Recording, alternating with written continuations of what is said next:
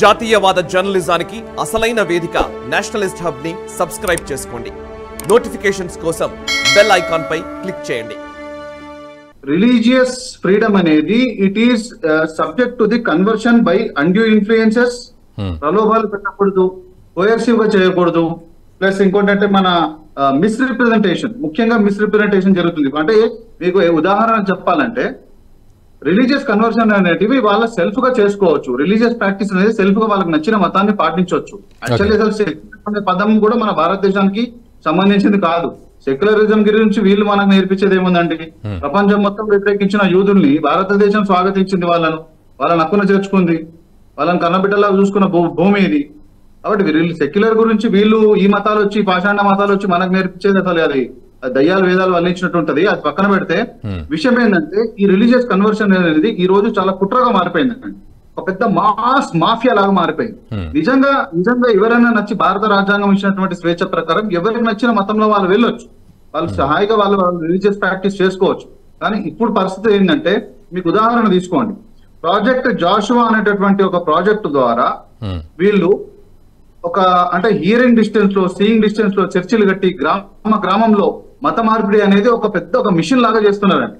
ఇదేమి స్వచ్ఛందంగా జరుగుతున్న రిలీజియస్ ప్రాక్టీస్ కాదు. ఎందుకంటే గ్రౌండ్ లో ఉండి మేము కార్యకర్తల్ని కలుస్తున్నాము, ఎంతో మంది ప్రజల్ని కలుస్తున్నాము, దళిత సోదరులను మతం మారుతున్నటువంటి వాళ్ళని కలుస్తున్నాము. వాళ్ళందరూ చెప్పే సమాధానం ఏంటంటే మా పిల్లానికి స్కూల్ ఇప్పిస్తారంట, మా పిల్లానికి మాకేదో ఖర్చులకు వస్తుందని, లేకపోతే హాస్పిటల్లో చూపిస్తారని. వాస్తవానికి ఇది పూర్తిగా భారత రాజ్యాంగం ప్రకారం చూస్తే ఇది అంతా కూడా తప్పు. ఇది ఖచ్చితంగా ఇల్లీగల్, ఇదంతా కూడా ఇది పనిషబుల్. కాకపోతే ఏంటంటే దీనిపైన ప్రశ్నించడానికి సరైనటువంటి రాజకీయ వ్యవస్థ లేదు, సరైనటువంటి ఆర్గనైజేషనల్ స్ట్రక్చర్ కాన్స్టిట్యూషన్ ఆఫ్ ఇండియాలో కూడా మనకు ఆర్గనైజేషనల్ అంటే స్ట్రక్చరల్ బేస్ కూడా మనకు కరెక్ట్ గా లేదు. ఎందుకంటే ఆనాడు ఉన్న పరిస్థితుల ప్రకారం వాళ్ళు పెట్టినటువంటి దాన్ని మనం పాటించక తప్పదు. అయితే దీంట్లో కూడా క్లాజెస్ ఉన్నాయండి. Subject to the misrepresentation, coercion, undue influences, morality, public morality, health, ఇవన్నీ ఉన్నాయి.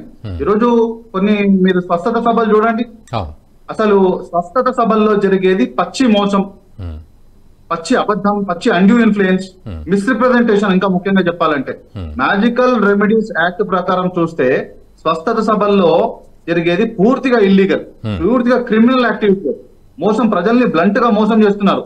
సో వాళ్ళు ఏదో వాడు వచ్చేసి అక్కడ ఉన్నటువంటి పాస్టర్ వచ్చేసి తను ఏదో జీసస్ పేరుతోటి అది చేసేదిగానే కళ్ళు వచ్చేస్తాయా, కాళ్ళు వచ్చేస్తాయా, కిడ్నీ రోగాలు పోతాయా, కిడ్నీ రాళ్ళు పోతాయా?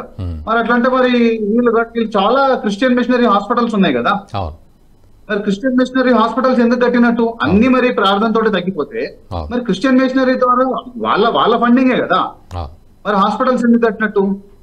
లేదు, హాస్పిటల్స్ లో తగ్గుతాయి, చర్చిలలో తగ్గదు అంటే మరి చర్చిలలోకి ఇదంతా ఏంది?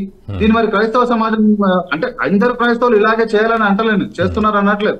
కానీ మరి దీన్ని క్రైస్తవ సమాజం ఖండించకుండా ఎందుకుంటుంది? ఖండించాలి కదా. అంటే తప్పుడు దారుల్లో ఈరోజు మత వ్యాప్తి చేస్తున్నారు. చూడండి, ఎవరి మతం వాళ్ళు పాటించుకుంటే మాకు ఎటువంటి బాధ లేదు. కానీ కుట్రపూరితంగా భయంకరమైనటువంటి ఒక వ్యాధి లాగా దీన్ని పాకింపజేస్తున్నారు కొంతమంది వ్యక్తులు కలిసి, కొన్ని మిషనరీలు, కొన్ని అంతర్జాతీయ సంస్థలు కలిపి. ఈ రోజు ఈ యొక్క మతాలు మన దేశంలో మైనారిటీలు అయ్యి ఉండొచ్చు కాక, కానీ ప్రపంచ వ్యాప్తంగా చూస్తే క్రిస్టియానిటీ అనేది సుమారు 140 నుంచి 150 దేశాల్లో ఉంది దాని ఇన్ఫ్లుయెన్స్. ఇస్లాం అనేది 56 దేశాల్లో సుమారుగా దాని ఉంది. వీళ్ళు మైనారిటీలు ఎట్లా అవుతారండి? వీళ్ళకి ఎటువంటి సమస్య వచ్చినా కాపాడుకోవడానికి అట్ లార్జ్ ఫండింగ్స్ ఇవ్వడానికి పెద్ద పెద్ద దేశాలు ఉన్నాయి. ఆ యొక్క ఫండింగ్స్ ని వాడుకొని ఇక్కడ ఇష్టం వచ్చినటువంటి ప్రాజెక్ట్ జాషువా అని, ప్రాజెక్ట్ సాల్వన్ అని ఏదేదో పెట్టేసి ఇష్టం వచ్చినట్టు మత మార్పిడి చేస్తున్నారు. కింది వయసరికి మొత్తం అప్పటి వరకు సంస్కృతి సాంప్రదాయాలతో మంచిగా ఉన్నటువంటి ఓన్లీ ఎస్సీ ఎస్టీలే కాదండి. నేను ఇందాక మామిడి గిరిధర్ గారు చెప్పిన దాంట్లో చిన్నగా కొంత విభేదిస్తున్నాను. ఏంటంటే ఓన్లీ ఎస్సీ ఎస్టీలు కాదండి, ఎస్సీ ఎస్టీలు అనే పదం ఎప్పుడో దాటిపోయింది. ఈ రోజు అన్ని కులాల్లో కూడా కన్వర్షన్ అనేది ఒక వైరస్ లాగా దాన్ని తీసుకొని వెళ్ళిపోతున్నారు.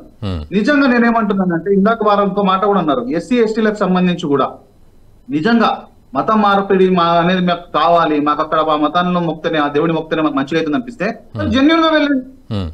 మీరు సూడో క్రిస్టియానిటీ, సూడో హిందూయిజం ఎందుకు పాటిస్తున్నారు? సూడో క్రిస్టియానిటీ ఎందుకు పాటిస్తున్నారు? సర్టిఫికెట్ లో ఏమో హిందూ అని ఉంటుంది, సర్టిఫికెట్లలో జగన్ అని ఉంటది, హిందూ అని ఉంటది. చర్చిలో పోయి బ్యాప్టిజం తీసుకుంటారు, జాషువా అని పెట్టుకుంటాడు. అంటే ఇట్లా చాలా సమస్యలు అనేది ఉన్నాయి. ఈ రోజు నిజంగా దళిత వాడల్లో క్రిస్టియానిటీ అనేది ఎంత భయంకరంగా వ్యాప్తి చెందిపోయిందంటే, అందుకే స్వయంగా బాబాసాహెబ్ అంబేద్కర్ గారు చెప్పడం జరిగిందండి తన రచనలు ప్రసంగాల్లో, దళితులు కనుక మతం మారితే ఇస్లాం క్రిస్టియానిటీ వెరీ పర్టికులర్ గా ఆయన చెప్పడం జరిగింది. ఇస్లాం లేదా క్రిస్టియానిటీలోకి దళితులు కనుక మతం మారితే వాళ్ళు దేశ వ్యతిరేకులుగా అంటే జాతీయ భావం కోల్పోతారని చెప్పడం జరిగిందండి. ఆయన బాబాసాహెబ్ గారు మరి ప్రపంచ మేధావి, ఆయన ఊరికేదో చెప్పరు కదా ఈ మాట. కాబట్టి క్రిస్టియానిటీ విషయంలో మేమేం యాజ్ అ హోల్ క్రిస్టియానిటీ వ్యతిరేకించాం, కానీ వీళ్ళు క్రిస్టియానిటీని పెంచుకోవడం కోసము వీళ్ళు పాటిస్తున్నటువంటి విధి విధానాలు ఏవైతే ఉన్నాయో అసలు అది మంచిది కాదు, శ్రేయస్కరం కాదు. దీన్ని క్రైస్తవంలో ఉన్నటువంటి కొంతమంది మేధావులు కానీ నిజాయితీ పరులు కానీ దీన్ని ఖండించాలి. లేకపోతే ఖచ్చితంగా ఏదో రోజు హిందూ సమాజంలో కానీ ఇతర సమాజంలో కానీ రివోల్ట్ వస్తుంది. ఈరోజు చూడండి మీరు, అమెరికా ఒరిజినల్ రిలీజన్ ఏదండి?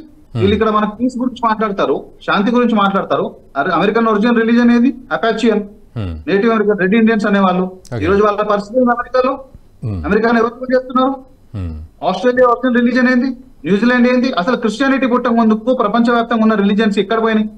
బట్ ఎగ్జాక్ట్లీ మోహన్ గారు మీరు అన్నట్లు అంటే ఓకే, మత ప్రచారం చేసుకునే స్వేచ్ఛ ఉంది అని అన్నప్పుడు, బట్ ఓవరాల్గా ఒక వాళ్ళ మిషనే కన్వర్షన్ అని అన్నప్పుడు మరి ఇదే జరుగుతుంది కదా. మరి దీంట్లో ఆ సెన్సిటివిటీ అర్థం చేసుకోవాలి కదా. ఆ దానికి మీరన్న ఈ ఆర్గనైజేషనల్ స్ట్రక్చర్ కానీ పొలిటికల్ స్ట్రక్చర్ కానీ ఏవీ లేకపోవడం, మరి దానివల్లే కదా ఇంత దూరం వచ్చింది మనం. ఎస్ కరెక్ట్, 100% అండి. ఇప్పుడు ఆ ఆర్గనైజేషన్ స్ట్రక్చర్ ఉండాలి, పొలిటికల్ స్ట్రక్చర్ ఉండాలి. అంటే బాబాసాహెబ్ అంబేద్కర్ గారు ఒక మాట అంటారండి, ఎప్పుడైనా రాజకీయ మార్పు రావడానికంటే ముందు సాంస్కృతిక మార్పు రావాలంటారు. అంటే వాస్తవానికి అది మన హిందూ సమాజం ఎప్పుడో మేల్కొని మనం పాటించవలసింది. కాకపోతే ఏంటంటే మనకంటే ముందు ఇతర మతాలు పాటించేస్తున్నారు. వాళ్ళకి ఏదో ఒక రోజు వాళ్ళ రాజకీయంగా వాళ్ళు బలపడాలి, రాజకీయంగా ఈ దేశాన్ని క్రైస్తవీకరణ చేయాలన్న ఉద్దేశంతో వాళ్ళు ఈ రోజు మతం పేరుతో సాంస్కృతిక మార్పు చేసుకుంటూ పోతున్నారు. ఈ రోజు నుంచి కొంచెం కష్టపడితే ఒక 100 ఏళ్లలో సాంస్కృతిక మార్పు అయిపోయింది అనుకోండి, this country will be no more for Hindu country. Hindus కోసం అనేది దేశం ఉండదు. మనం మైనార్టీల అయిపోయినాం అనుకోండి, అయిపోయింది ఇంక అంతే. మళ్ళా ఒకప్పుడు బ్రిటిష్ వాళ్ళ కింద బతికినట్టు బానిస బతుకులే బతకాలి, లేదా మతం మారాలి. That is a mandatory. మీరు అనేక దేశాలు, నా సూటి ప్రశ్న, క్రైస్తవం పుట్టక ముందుకు ఉన్నటువంటి ప్రపంచవ్యాప్తంగా ఉన్నటువంటి దేశాల్లో ఉన్నటువంటి ఒరిజినల్ మతాలు ఎక్కడ పోయినాయి? వాళ్ళ అస్తిత్వం ఏమైపోయింది? బెస్ట్ ఎగ్జాంపుల్ అమెరికా ఉంది కదా, అర్మేనియా కానీ ఆఫ్రికన్ లో ఎన్నో దేశాలు కానీ. కాబట్టి ఇది కేవలం ఒక వాలంటీర్ గా జరుగుతున్నటువంటి అంశమేమి కాదు. అందుకే నేను అంటున్నాను, ఒక ప్రాజెక్ట్, ఒక మిషన్ లాగా పెట్టుకొని పూర్తిగా భారతదేశాన్ని క్రైస్తవీకరణ చేసేటటువంటి ఉద్దేశంతో ఈ యొక్క కొన్ని కాన్స్పిరసీస్, కుట్రలు జరుగుతున్నాయి. కాబట్టి ఖచ్చితంగా హిందూ సమాజం మేల్కోవాలి, దీనిపైన ప్రభుత్వాలు కూడా చర్యలు తీసుకోవాలి. కోర్టులు కూడా ఇటువంటి కొన్ని సెన్సిటివ్ ఇష్యూస్ అనేటివి గమనించి వాటిపైన ఇలాంటి తీర్పులు వస్తే ఖచ్చితంగా అది మంచి పరిణామం అని చెప్పి నేను భావిస్తున్నాను. Exactly sir. ఈ వీడియో మీకు నచ్చినట్టయితే లైక్ చేయండి, 10 మందికి షేర్ చేయండి. అలాగే కామెంట్ల రూపంలో మీ అభిప్రాయాలను మాతో పంచుకోండి. Nationalist hub group of channels ను సబ్స్క్రైబ్ చేసుకుని తెలుగునాట జాతీయవాద జర్నలిజాన్ని ప్రోత్సహించండి. ఈ వీడియో కింద ఉన్న బెల్ ఐకాన్ పై క్లిక్ చేయడం మర్చిపోవద్దు.